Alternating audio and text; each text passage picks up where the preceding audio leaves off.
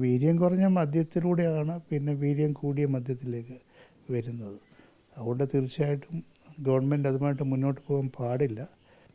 വിഴിഞ്ഞം തുറമുഖത്തിൻ്റെ പ്രശ്നം സംസ്ഥാനത്തിൻ്റെ പൊതു താല്പര്യത്തെ പ്രതിനിധാനം ചെയ്യുന്നത് കൊണ്ട് വേഗത്തിൽ സംസ്ഥാന ഗവൺമെൻറ് ഒരു സർവകക്ഷി സമ്മേളനം വിളിക്കണം എന്നാണ് ഞങ്ങളുടെ അഭിപ്രായം.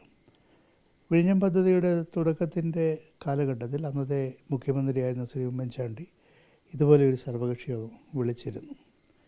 ഇപ്പോൾ നമ്മൾ ആലോചിക്കേണ്ടത് കേവലം ഓഹരി കൈമാറ്റത്തിൻ്റെ മാറ്റം മാത്രം പ്രശ്നമല്ലെന്ന് തോന്നുന്നു.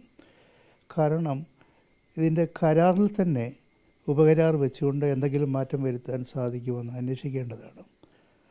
ഈ പദ്ധതിക്ക് ആകെ ഉള്ള ആദ്യഘട്ടത്തിലെ മുതൽ മുടക്ക് എന്ന് പറയുന്നത് 70% ഗവൺമെൻറ്റിൻ്റേതാണ്.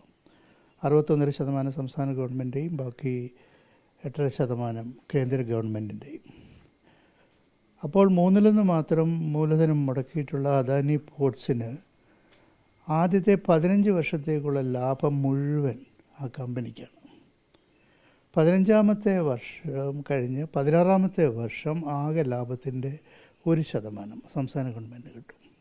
17-ാമത്തെ വർഷം ആകെ ലാഭത്തിൻ്റെ 2%, 18-ാമത്തെ വർഷം ആകെ ലാഭത്തിൻ്റെ 3%. ഇതിങ്ങനെ പോകും.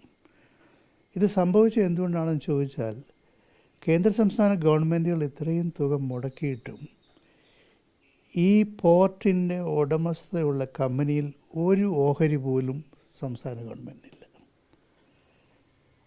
കാരണം ഇത് ലാൻഡ് ലോഡ് മോഡലിലാണ് ഇത് നിയമിച്ചിരിക്കുന്നത്.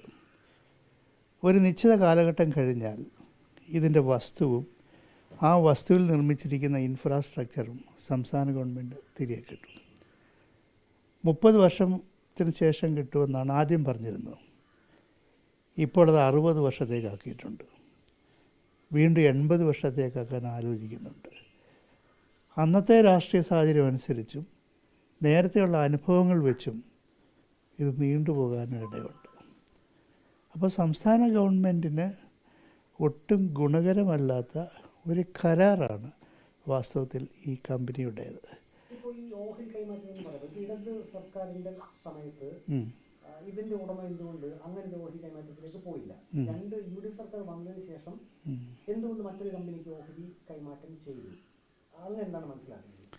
ഇപ്പോൾ ഈ കമ്പനിയുടെ വാല്യുവേഷൻ വളരെ കൂടിയിട്ടുണ്ട്.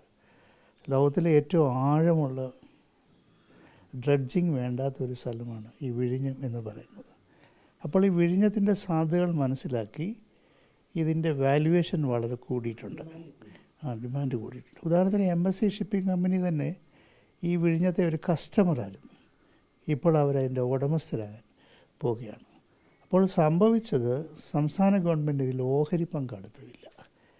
അതുകൊണ്ട് തീർച്ചയായിട്ടും ഈ ഓഹരി കൈമാറ്റത്തിലൂടെ സംഭവിക്കാൻ പോകുന്നത് ഈ കമ്പനിയുടെ 100% ഓഹരികളും അഡാനിയുടെ കയ്യിലാണ്.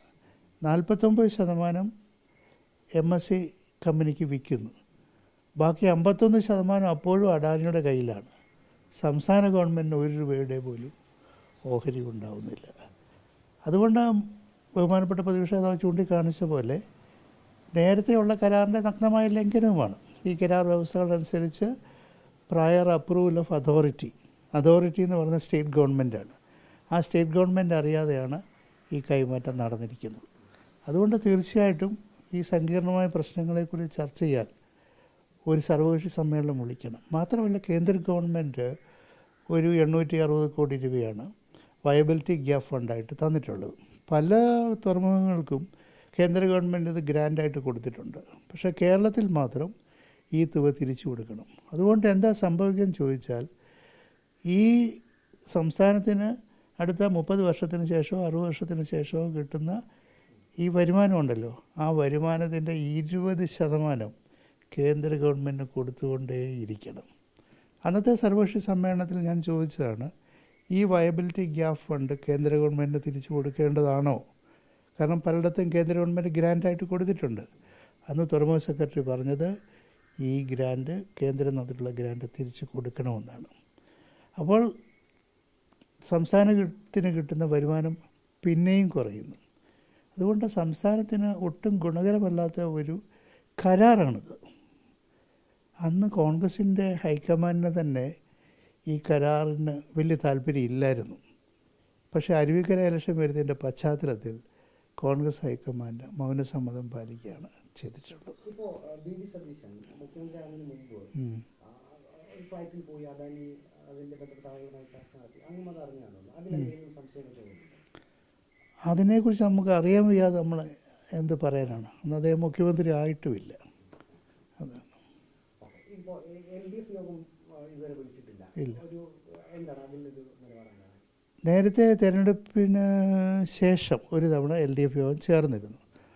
അന്ന് LDF കൺവീനർ പറഞ്ഞിരുന്നത് ജൂൺ പകുതിയോടുകൂടി LDF യോഗം ചേരും എന്നാണ് പറഞ്ഞത്. ഇപ്പോൾ ജൂലൈ ആദ്യ വാരമായിട്ട് LDF യോഗം ചേർന്നിട്ടില്ല. ഞാൻ ശ്രീ TP രാമകൃഷ്ണൻ LDF കൺവീനറെ വിളിച്ചിട്ട് എത്രയും പെട്ടെന്ന് LDF യോഗം ചേരണമെന്ന് പറഞ്ഞിട്ടുണ്ട്. അന്ന് നിശ്ചയിച്ചിരുന്ന അജണ്ട എന്ന് പറയുന്നത് ഇലക്ഷന് ശേഷം പ്രാഥമികമായ ഒരു വിലയിരുത്തൽ മാത്രമേ നടത്തിയിട്ടുള്ളായിരുന്നു തിരഞ്ഞെടുപ്പിൻ്റെ പരാജയത്തെക്കുറിച്ച്.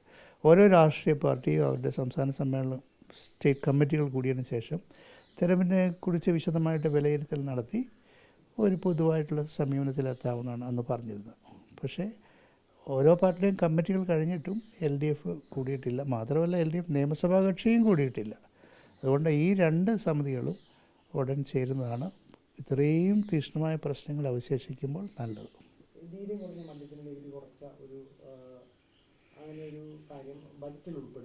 അതെ, വീര്യം കുറഞ്ഞ മദ്യത്തിലൂടെയാണ് പിന്നെ വീര്യം കൂടിയ മദ്യത്തിലേക്ക് വരുന്നത്. അതുകൊണ്ട് തീർച്ചയായിട്ടും ഗവൺമെൻറ് അതുമായിട്ട് മുന്നോട്ട് പോകാൻ പാടില്ല. കാരണം കേരളത്തെ മദ്യാസക്തിയിലേക്ക് നമ്മുടെ യുവാക്കളെ കൊണ്ടുപോകുന്നതിൽ അതൊരു പ്രധാനപ്പെട്ട പങ്ക് വഹിക്കും.